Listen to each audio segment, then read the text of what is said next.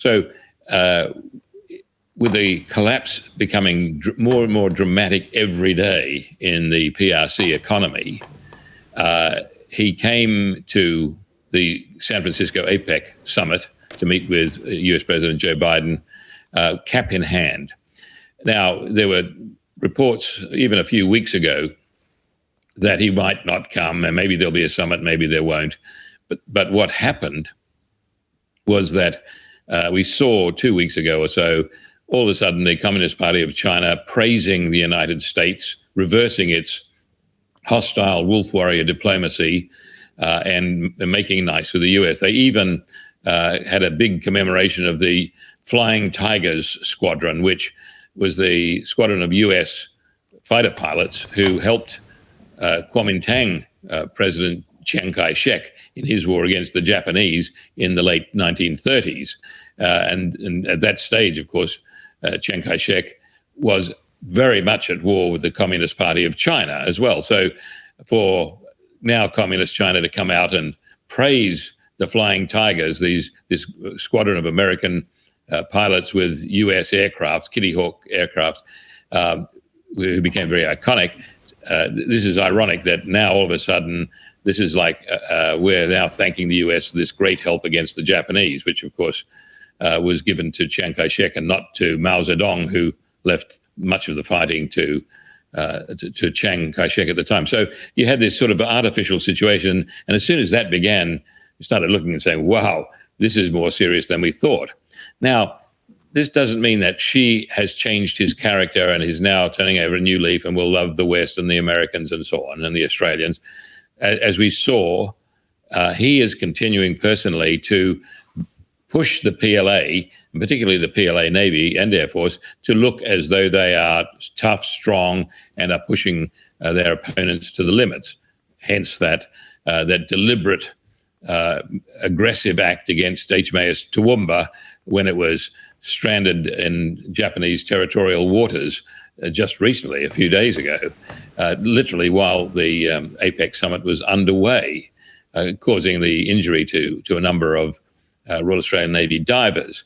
Now, we've seen Defence Minister Miles, who's Deputy Prime Minister, immediately responded by attacking the PRC on that, and so ultimately did Prime Minister Albanese. But the reality is that you've got this sort of Janus figure, the two-faced figure of Mao, doing as he's told by the Communist Party to beg the US for money, and on the other side, attempting to still appear as though he is a strong and mighty leader. Now, what he did in San Francisco was critical, because he actually asked US President Joe Biden to bail out China to the tune of $900 million US. That's about $1.25 billion Australian, $1.25 trillion Australian dollars. Now, there were some oblique references to this at the time that, they were going to have a rapprochement between the PRC and the US, and we're going to be friends again and we can trade together again. But the extent of the request has clearly shocked Washington. They have not officially admitted that there was such a request in place in the first instance, but it's being confirmed by more and more sources that it was a massive request for assistance from the US. Now, the reality is that neither President Biden nor US private sector companies are in a position to provide this kind of economic assistance on the urgent basis that Xi Jinping requested. Even if they could, $1 trillion is probably not going to save the Chinese economy right now. And in any event, whatever support the US can give officially or in the private sector is going to be too little, too late. And we are going to continue to see the massive slide of the PRC economy, which means that the Communist Party will have to move very quickly to save its position with the public. And that means much more of a suppressive nature of internal security. It'll mean either publicly quarantining Xi Jinping himself, or just keeping them there as a figurehead and taking over the decision making at a group level? Just on that, one would think that the president who would be most willing to help if he could would be Biden, because he's just helped the Iranians, which seemed rather extraordinary after what they had done with Hamas in Israel and Gaza. And there's been a lot of criticism of Biden in San Francisco.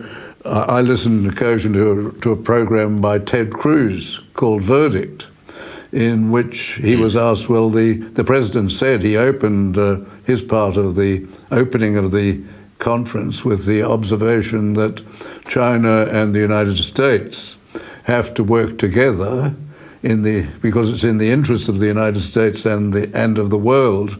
And Ted Cruz was asked, well, is that so? And he said it wasn't so, because communist China is really the hostile power, which has previously stated it's at war with the United States, and it wants to take a position of dominance in the world. We also have our own Prime Minister who ensured that the information about HMAS Toowoomba was kept quiet until after the conference was over, and he'd fraternized with Xi, and he's refused to reveal whether he attacked Xi personally or criticized him personally over this. He obviously hasn't, and he was obviously trying to keep a peaceful relationship. What I'm trying to say is, if somebody in the United States government, if the government were willing to try and help, it would surely be Biden who would be the one who would try and help. There's no question about that, and even his approach with the very public summit during the APEC gathering in San Francisco was to ameliorate the rapidly growing differences between Beijing and Washington. So, in a sense, Biden has done all he could in this regard, and he's certainly one who's been trying to play down the differences. The problem is, the more that the US puts money into the Communist Party of China's apparatus at this stage, it's giving money to an adversary who would use it against the US ultimately and the West. Similarly with the Iranians, although frankly, they're just toying with the Iranians at this stage. The Iranians were not the primary driver of Hamas at all. It was, to a large extent, the Chinese. Iran was never prepared to expose itself in a war with Israel at this time in particular, because it's just reaching a critical point as a partner of Russia in the international north-south transport corridor, which is, if you like, the end move of the centuries-old great game over the control of Central Asia. Under this new Russia-dominated international north-south transport corridor, Russia has a supply line of shipping from St. Petersburg on the Baltic, in other words, literally on the Atlantic, down through the riverine system to Moscow, down then to Astrakhan, with something like 20,000-ton ships able to make this voyage of freight voyages down to Astrakhan, and then either across the Caspian or along the coast of Dagestan and Azerbaijan by road and rail to Iran, where a new Russian-financed rail link is going into place, down to Bandar Abbas on the Straits of Hormuz on the Persian Gulf and the Arabian Sea, and then by ship over to India. Now, this is a massive strategic move by Russia and Iran, who finally achieved some cooperation in this. And any attack by Israel against Iran at this stage, or by the US against Iran of a major nature, would be absolutely devastating to the future of the clerics. So Russia and Iran are trying to play down the Gaza situation, whereas Xi Jinping had been helping with the planning, and certainly the Iranians did to a degree, and certainly the Turks and the Qataris, to get Hamas to the position where they could launch that initiative on October 7th. But China was a primary beneficiary of that, and they've got a two-star general in charge of relations with Hamas, feeding material to Xi on a daily basis, because a war in the European theatre or the Euro-Atlantic theatre is critical for keeping US and British military assets out of the Indo-Pacific. So you're